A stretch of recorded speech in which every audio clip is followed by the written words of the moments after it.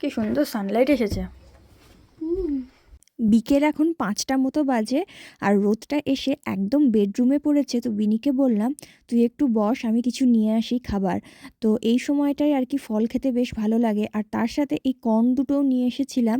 তো এটাকে ভাবলাম একটুখানি এয়ার ফ্রায়ারে দিয়ে বেক করে নিই, তারপর একটু লেবু মাখিয়ে খাবো, কারণ এগুলো অলরেডি বয়েল করাই থাকে, তো এগুলো এমনিও খাওয়া যায়।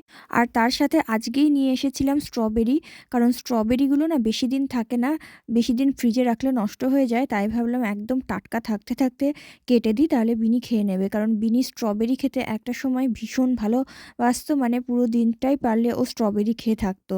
তো এখনও ভালোই বাসে, কিন্তু ওই আর কি রোজ রোজ দিলে খাবে না। আর আলাদা করে ফল কেটে খাওয়া সেইভাবে হয় না, কখনো বিনিকে দিলাম সেই সময় আমিও খেয়ে নিলাম, তাতে আমারও খাওয়া হয় ওরও খাওয়া হয়।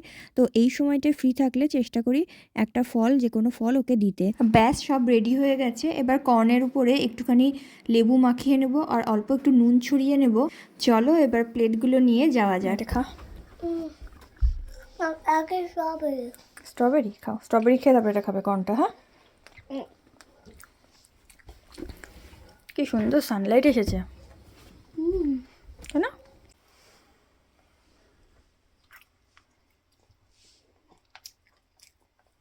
টেস্টি।